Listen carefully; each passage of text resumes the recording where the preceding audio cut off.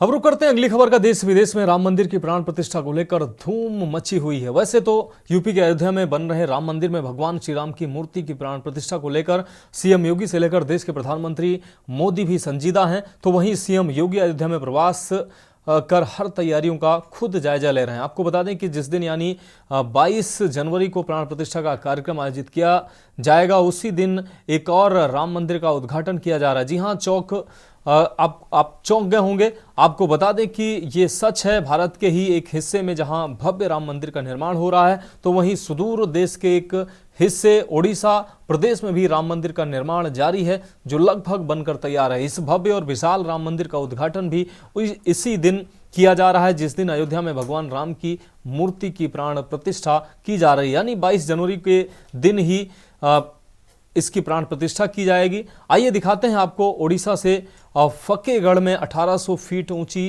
पहाड़ी पर स्थित इस राम मंदिर के बारे में बताते हैं आपको।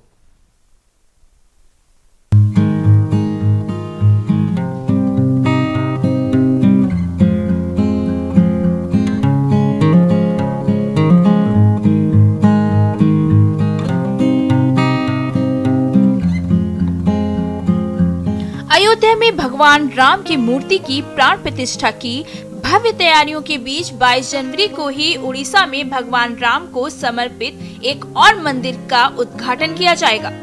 उड़ीसा में नयागढ़ जिले के फतेहगढ़ गांव में ये राम मंदिर एक पहाड़ी के ऊपर स्थित है और हरियाली से घिरा हुआ है। मंदिर बनाने का काम 2017 में शुरू हुआ था। इस प्रक्रिया में 150 से अधिक कर्मचारी शामिल थे। फतेहगढ़ गांव में निर्मित राम मंदिर के उद्घाटन का एक समारोह सोमवार 22 जनवरी को होगा, जो अयोध्या में राम मंदिर के उद्घाटन के साथ मेल खाएगा। यह मंदिर एक पहाड़ी के ऊपर स्थित है इसका निर्माण बौलामाला पत्थर का उपयोग करके किया गया था।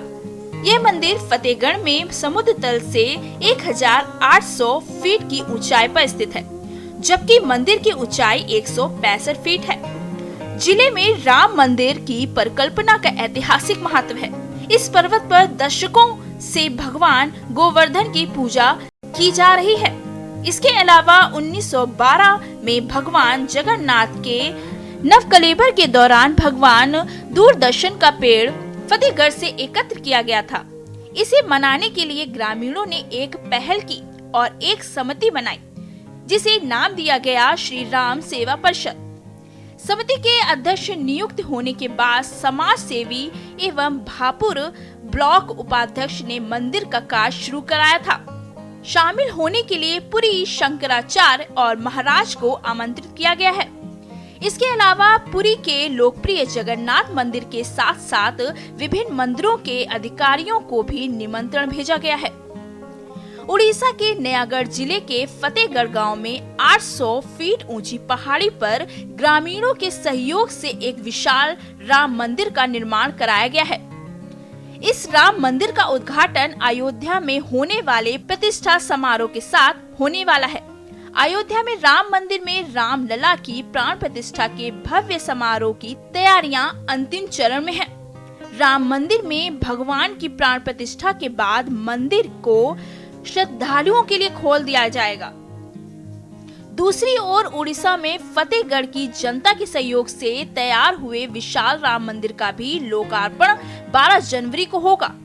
इस भव्य श्री राम मंदिर का निर्माण नयागढ़ जिले के भापुर ब्लॉक भाग्यगढ़ गांव में श्री राम पहाड़ी पर किया गया है। मंदिर का निर्माण 1912 में श्री जगन्नाथ के नवकालेबार के दौरान भगवान सुदर्शन के दरु को इस स्थान से एकत्रित किया गया था। इस दिव्यता की स्मृति में फतेहगढ़ के ग्रामीणों ने एक पहल की और श्री राम सेवा परिषद की स्थापना की थी और भापुर ब्लॉक के उपाध्यक्ष बेनीधर प्रधान को इस परिषद का अध्यक्ष बनाया गया था। इसके बाद साल 2017 में ग्रामीणों की मदद से मंदिर निर्माण का काम शुरू किया गया था। फतेहगढ़ में 800 फीट ऊपर पहाड़ी पर बने इस मंदिर की ऊंचाई 165 फीट है। इस मंदिर के निर्माण में 5 सालों से 150 से ज्यादा कर्मचारियों ने काम किया है। इस मंदिर के उद्घाटन समारोह में पुरी शंकराचार्य और महाराज भाग लेंगे। इस मंदिर का उद्घाटन समारोह की प्रक्रिया 21 जनवरी रखी गई है। अयोध्या में 22 जनवरी को राम मंदिर की प्राण प्रतिष्ठा समारोह का भव्य आयोजन किया गया है। इस मौके पर विभिन्न राज्यों से वाद्य यंत्र कलाकार भी शामिल होंगे। इस दौरान ओडिशा के मर्दल की थाप भी मंदिर प्रांगण में गूंजेगी। मर्दल ओडिशा राज्य का एक वाद्य यंत्र है। उड़ीसा शास्त्रीय संगीत में मर्दल का बहुत महत्व है। अयोध्या में 22 जनवरी को राम मंदिर अभिषेक समारोह मनाने के लिए देश भर के विभिन्न शास्त्रीय वाद्य यंत्र बजाए जाएंगे। उड़ीसा का मर्दल एक वाद्य यंत्र है। यह पारंपरिक रूप से राज्य के प्राचीन शास्त्रीय संगीत उड़ीसा में प्राथमिक वाद्य यंत्र के रूप में उपयोग किया जाता है। उड़ीसा शास्त्रीय गीतों और नृत्य में उपयोग किए जाने वाले संगीत वाद्य यंत्र जिन्हें ताल वाद्य कहा जाता है, मुख्य रूप से चमड़े से बने होते हैं ये, और इस ताल वाद्य को लोकप्रिय रूप से मर्दल कहा जाता है। ठीक वैसे ही जैसे कर्नाटकी में एक मृदगम का प्रयोग महत्वपूर्ण है। शास्त्रीय संगीत और हिंदुस्तानी संगीत में तबला का महत्व है, वैसे ही उड़ीसा शास्त्रीय संगीत में मर्दल का बहुत महत्व है।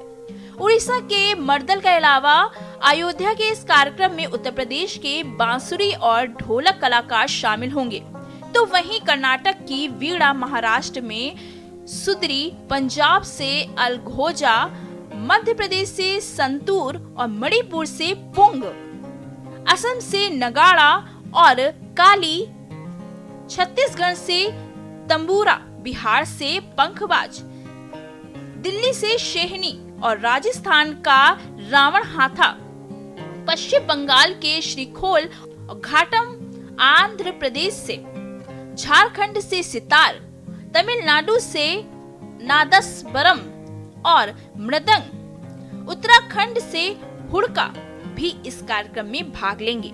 गौरतलब है कि प्रधानमंत्री नरेंद्र मोदी द्वारा 5 अगस्त 2020 को भव्य राम मंदिर के निर्माण के लिए भूमि पूजन में भाग लेने के बाद से अयोध्या में बड़े पैमाने पर परिवर्तन हुआ है।